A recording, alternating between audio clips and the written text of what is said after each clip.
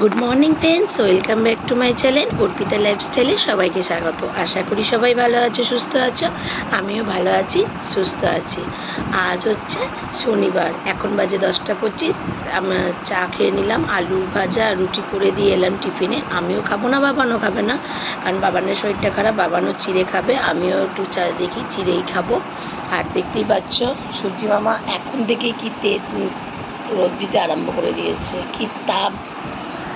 আর সকালবেলা জানলা খুলে দেখি আকাশটা মেঘলা, মনটা বড় ভালো লেগেছিল। ভাবলাম হয়তো বৃষ্টি হবে, খুব আনন্দ হচ্ছিল। তারপর দেখি আস্তে আস্তে সূর্য মামা বেরিয়ে এলো।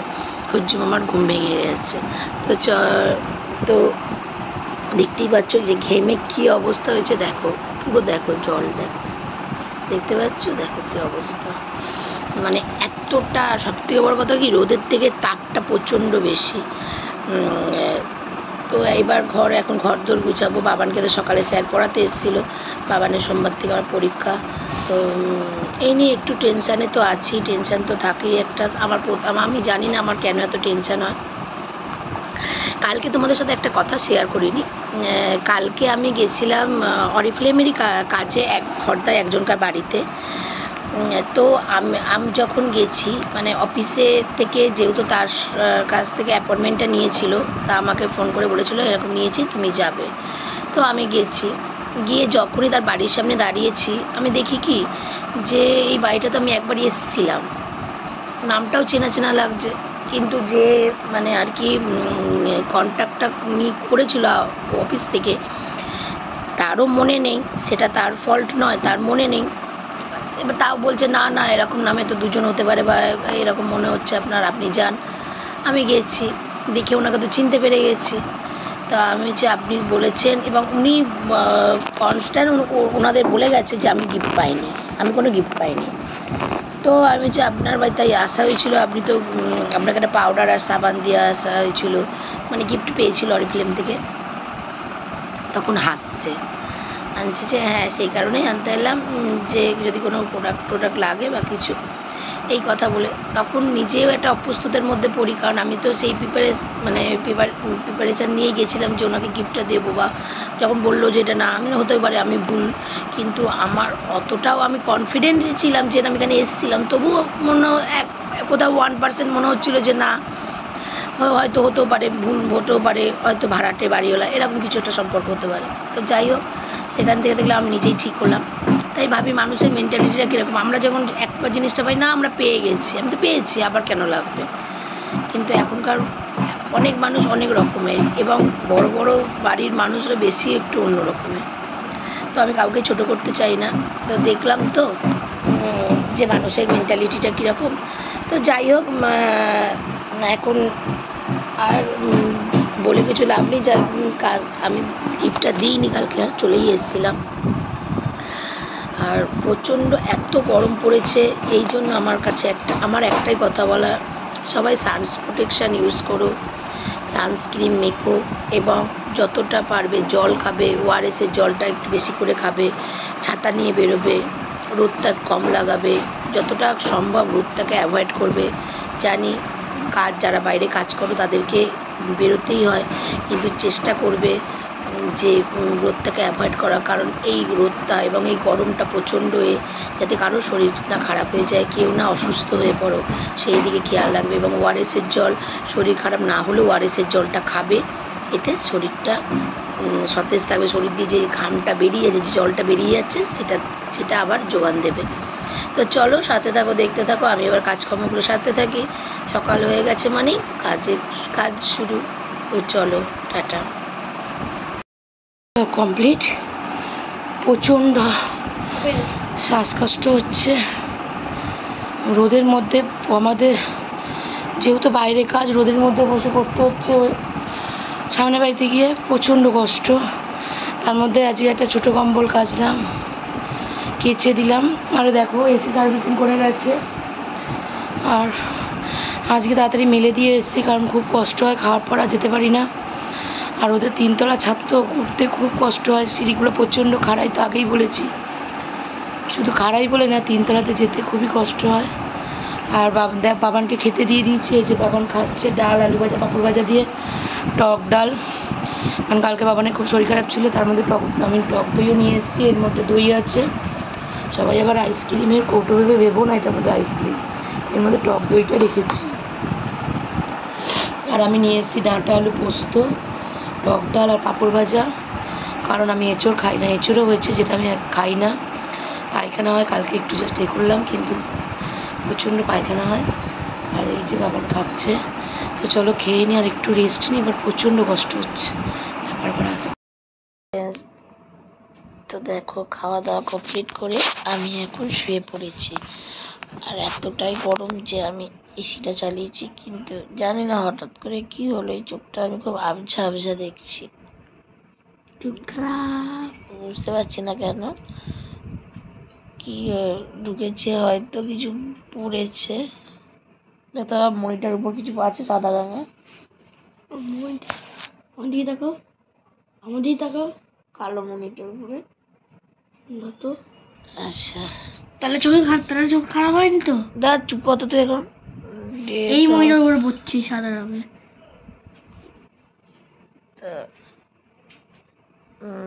এটা মোবাইলের স্ক্রিনের জন্য ওটা পড়ছি সাদা সাদা। তো ওই জন্য যাই না কেন। হ্যাঁ আচ্ছা কাঠ পিঁপড়ে, তো ওই কাঠ পিঁপড়ে কই জানলার উপরে চলছিল, আমি দেখছি যে জামা প্যান্ট করছিলাম দিয়ে, এখন গেছে কামড়ে দেবে, শুয়ে থাক শুয়ে থাক, আমি সেকেন্ডের মধ্যে ধরে নেবো, শুয়ে ঘুমিয়ে পড়, ধরতে পারবো না, শুয়ে ঘুমিয়ে পড়, বড্ড বকিস তুই, অন করেই আছে। তো এখনের জন্য শুয়ে পড়লাম, একটু শুয়ে রেস্ট নিয়ে নিই, আবার বিকেলবেলা উঠে আবার কথা হবে। খাওয়া দাওয়া কমপ্লিট হয়ে গেছে, আর বললাম না এতটা শ্বাসকষ্ট হচ্ছে যে কি বলবো। আর বাবানও শুয়ে, বাবানকে একটু ঘুম পাড়িয়ে শোয়াচ্ছি, কারণ ওর কালকে যাতে ওই শরীরটা খারাপ ছিল ওই কারণে। তো চলো, আর হ্যাঁ আজকে এসিটা সার্ভিসিং করে দিয়ে গেছে, এই যে চলছে। আবার পরে একটা বলো জুন জুলাই মাস নাগাদ একটা কি করতে। তো চলো একটু রেস্ট নিয়ে নিই, তারপর আবার আসছি। বাইরে বিভৎস রোদ, দেখলেই মাথা ঘুরছে। দেখতেই পাচ্ছ এখন উঠে আমি চলে যাচ্ছি বাবানকে পড়তে দিতে। এই যে বাবান আর আমি রাস্তা দিয়ে হাঁটতে হাঁটতে যাচ্ছি। আর কালকে আমাদের এখানে হচ্ছে সন্ন্যাস মেলা, তো এখানে প্রচুর হবে। তো দেখো মন্দিরটা কত সুন্দর সাজিয়েছে, কত সুন্দর মন্দিরটা সাজিয়েছে, দেখো।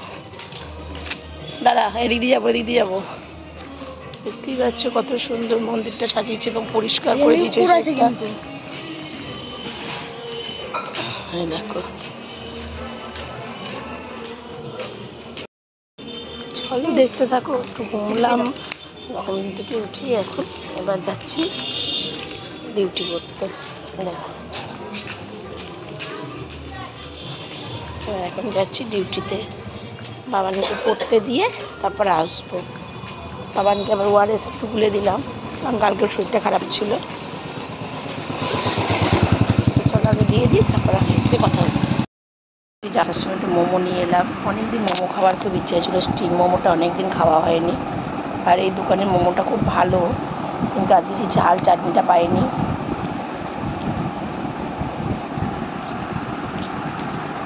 তো মোমোটা খুব ভালো, ওর জন্য নিয়ে এলাম, অনেকদিন পর মোমো খাওয়া হচ্ছে।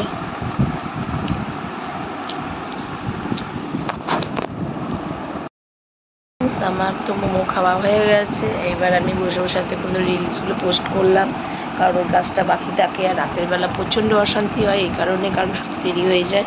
তো রিলসগুলো পোস্ট করলাম, এবার আমি চেঞ্জ করে তারপরে যাব রান্নাঘরে, ভাতগুলো জল ঢালবো,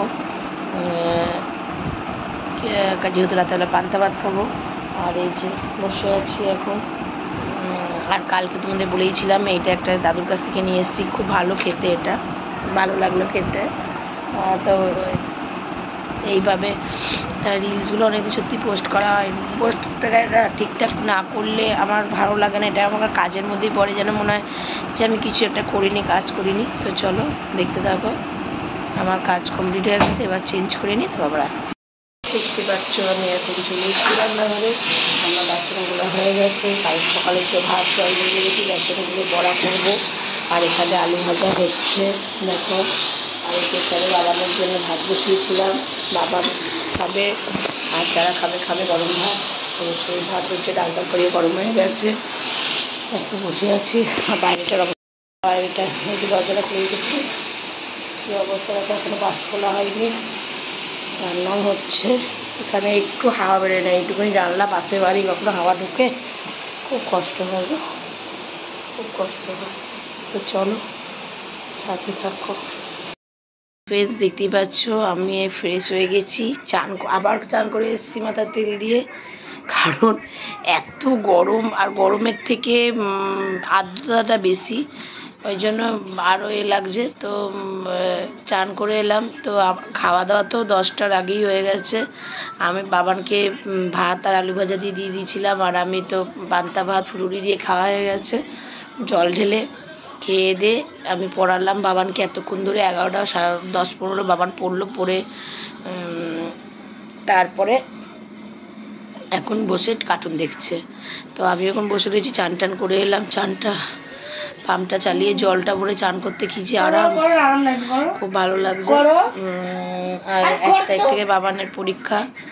হ্যাঁ, আর এই যে আজকে এসিটা সার্ভিসিং করে দিয়ে গেছে। এবার ওই যখন বন্ধ হচ্ছে ওই জায়গাতে একটু ফাঁক আছে, কেন বুঝছি না, এটা ফাঁকটা আমাদের ছিল না, এটা হয়েছে। হ্যাঁ, তো তারপরে আর বাবানকে তো আমি পড়তে আনতে যাইনি, ওটা দাদাই গেছিলো, ও নিয়ে এসছে। তো এখন এবার এই করলাম। তো আজকের মতন ব্লগটা এই পর্যন্তই, আর বেশিটা কন্টিনিউ করলাম না, বেশি বাড়িয়ে লাভ নেই। সবাই ভালো থেকো, সুস্থ থেকো, সাবধানে থেকো। আর আবারও বলছি, প্রত্যেকদিন বলছি, প্রচণ্ড গরম পড়েছে, একটু সবাই সাবধানে থেকো। কারণ এই গরম আর সহ্য করার মতন না। রোদের মধ্যে যতটা সম্ভব রোদ থেকে যদি বেরোতে না লাগে সেরকম সময় রোদে বেরিয়ে না। আর কালকে আমাদের এখানে সন্ন্যাস মেলা দেখালামই তো আজকে রাস্তাতে, কালকে আমাদের এখানে সন্ন্যাস মেলা, তো সেটাও তোমাদের সামনে তুলে ধরার চেষ্টা করবো। সন্ধ্যায় এখানে খুব আনন্দ, এখানে খুব হয়, সব নানান জায়গা থেকে সন্ন্যাসরা আসে এবং এখানে গানের অনুষ্ঠান হয়, তারপরে ভোগ দেয় ঠাকুরকে, ফলাহার করে, রাতেবেলা ওরা খুব বেশি করে, অনেক কিছুই করে। তো এতে আর তো এই দেখো চুলটা পুরো ভিজা। তো চলো সাথে থাকো, দেখতে থাকো।